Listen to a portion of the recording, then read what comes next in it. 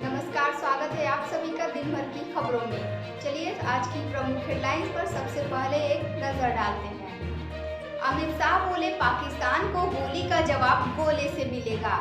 सरकारी बस से मणिपुर नाम हटाने पर विवाद। देश में फिर बढ़ रहा है कोरोना, अब तक 9 लोगों की मौत। महाराष्ट्र के बीड़ में ट्रक ने 6 लोगों को कुचला। वहीं देश में पहुंचा मानसून, केरल में भारी बारिश से 4 लोगों की मौत। असम में चुनाव को देखते हुए गौरव गोगोई बने कांग्रेस के प्रदेश अध्यक्ष। तेज प्रताप की पत्नी ऐश्वर्या बोली, मेरी जिंदगी क्यों बर्बाद की। ब्रिटेन में फुटबॉल के फैंस को कार से कुचला, 47 लोग घायल। सऊदी अरब में अब बिकेगा शराब, 2026 में होगा नियम लागू। पाकिस्तानी प्रधानमंत्री बोले, भारत से बातचीत के लिए तैयार। आज की खबरों में आप सभी का एक बार फिर स्वागत है। अगर आप हमारे चैनल पर पहली बार आए तो सब्सक्राइब करें और अगर फेसबुक पर देख रहे तो फॉलो करें। चलिए खबरों को विस्तार से जानते हैं। अमित शाह बोले, पाकिस्तान को गोली का जवाब गोले से मिलेगा। केंद्रीय गृह मंत्री अमित शाह ने महाराष्ट्र के नांदेड़ में सोमवार को कहा, ऑपरेशन सिंदूर ने दुनिया को संदेश दिया कि भारतीय सेना उसके लोगों और सीमा से जो भी टकराएगा उसे मुंह तोड़ जवाब मिलेगा। अगर कोई हमला करता है तो गोली का जवाब गोला से दिया जाएगा। शाह ने यह भी कहा कि पाकिस्तान ये भूल गया कि अब देश में 11 साल से नरेंद्र मोदी की सरकार है। आतंकियों ने उरी पर हमला किया, हमने सर्जिकल स्ट्राइक की। उन्होंने पुलवामा में हमला किया, हमने एयर स्ट्राइक की। अब पहलगाम में हमला किया तो हमने ऑपरेशन सिंदूर के तहत उनके आतंकी ठिकानों को मिट्टी में मिला दिया।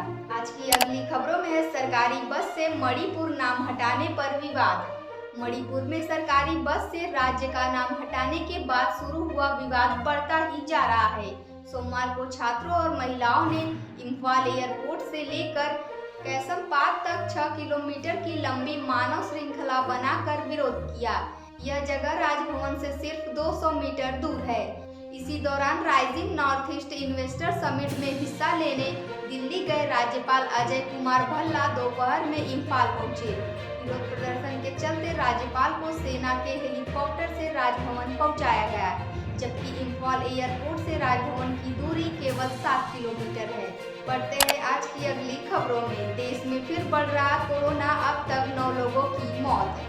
भारत में कोविड-19 के मामले लगातार बढ़ रहे हैं। देश में कुल मामलों की संख्या 1010 हो गई है। देश में कोरोना के सबसे ज्यादा 430 मरीज केरल में हैं। वहीं राजस्थान, महाराष्ट्र, बंगाल और कर्नाटक में कुल 9 मरीजों की मौत हुई। हालांकि इनमें से कईयों को दूसरी गंभीर बीमारियां भी थी। इसके अलावा महाराष्ट्र में 209, दिल्ली में 104, गुजरात में 83 और कर्नाटक में 47 केस शामिल हैं। और वहीं उत्तर प्रदेश में भी 15 मरीज मिले हैं। बढ़ते हैं अगली खबरों की तरफ। महाराष्ट्र के बीड़ में ट्रक ने 6 लोगों को कुचला। महाराष्ट्र के बीड़ जिले में सोमवार रात एक तेज रफ्तार ट्रक ने 6 लोगों को कुचल दिया। ये सभी लोग एक दुर्घटनाग्रस्त गाड़ी को सड़क से हटा रहे थे। हादसा नेशनल हाईवे 52 पर हुआ। पुलिस अधिकारी ने बताया कि रात करीब 8:30 बजे नेशनल हाईवे 52 के गड़ी गांव के पास एक कार डिवाइडर पर चढ़ गई। जब कुछ लोग कार को हटाने में लगे हुए थे, तभी रात करीब 11:30 बजे एक ट्रक ने उन्हें कुचल दिया, जिसमें 6 लोगों की मौत हो गई, जबकि एक घायल है। पुलिस फरार ट्रक ड्राइवर की तलाश कर रही है। चलिए जानते हैं अगली खबरों को। देश में पहुंचा मानसून, केरल में भारी बारिश से 4 की मौत। देश के 12 राज्यों में मानसून पहुंच चुका है। सोमवार को मुंबई में दिन भर तेज बारिश हुई। मानसून यहां 16 दिन पहले पहुंचा, जिसने 16 साल का रिकॉर्ड तोड़ा।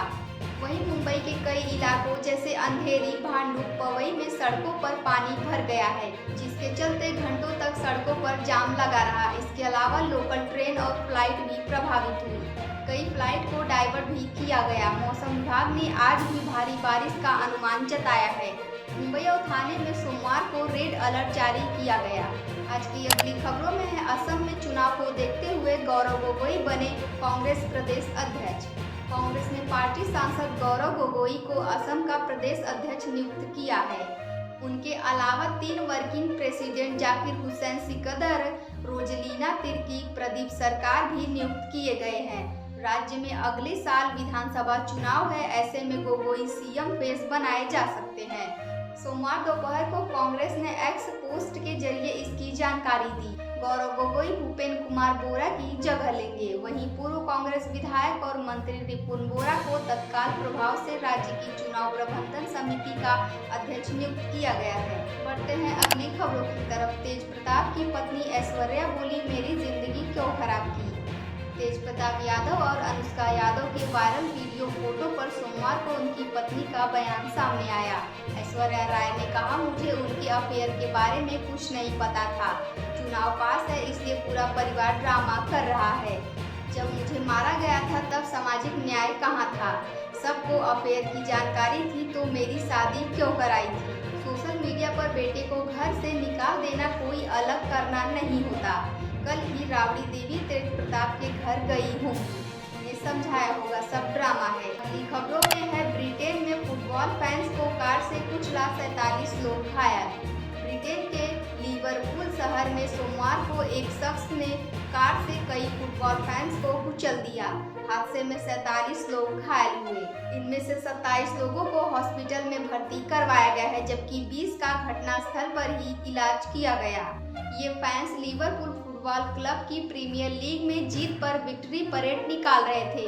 लोकल पुलिस के मुताबिक सोमवार शाम स्थानीय समय अनुसार करीब 6 बजे वाटर स्ट्रीट पर एक कार ने कई पैदल यात्रियों को टक्कर मारी। इस हादसे में 53 साल के एक आरोपी को भी गिरफ्तार कर लिया गया है। बढ़ते हैं अगली खबरों की तरफ। सऊदी अरब में अब बिकेगा शराब, 2026 से लागू होगा नियम। कट्टर इस्लामी नियमों को लेकर मशहूर सऊदी अरब अब शराब पर बैन हटाने की तैयारी में जुट गया है। मीडिया रिपोर्ट्स के मुताबिक सऊदी अरब देश में 600 टूरिस्ट प्लेस पर शराब की बिक्री शुरू करने की योजना बना रही है। मेट्रो न्यूज के मुताबिक शराब की अनुमति देने वाले नए लाइसेंसिंग कानून 2026 में लागू होंगे। ऐसा 2030 में वर्ल्ड एक्सपो और 2034 में शुरू होने वाले फुटबॉल वर्ल्ड कप को ध्यान में रखते हुए किया जा रहा है। आज की अंतिम खबरों में है, पाकिस्तानी प्रधानमंत्री बोले, भारत से बातचीत के लिए तैयार। पाकिस्तान के प्रधानमंत्री शहबाज शरीफ ने सोमवार को कश्मीर और जल सुरक्षा जैसे मुद्दों पर भारत के साथ बातचीत की इच्छा जताई है। शरीफ ईरान दौरे पर हैं। यहाँ ईरानी राष्ट्रपति मसूद शरीफ ने भारत के साथ सैन्य संघर्ष के दौरान ईरान के समर्थन के लिए पजेश्कियान का आभार जताया। उन्होंने जोर देकर कहा कि दोनों देशों के बीच सांस्कृतिक और ऐतिहासिक रिश्ते हैं। पाकिस्तानी पीएम 25 मई से 30 मई तक तुर्की, ईरान, अजरबैजान और ताजिकिस्तान देशों के दौरे पर हैं। यहाँ पर भारत के साथ हुए तनाव को लेकर पाकिस्तान के पक्ष रखेंगे। आज की खबरों में इतना ही। कल फिर मिलते हैं नए देश और दुनिया की खबरों के साथ। आप सभी को शुभ संध्या।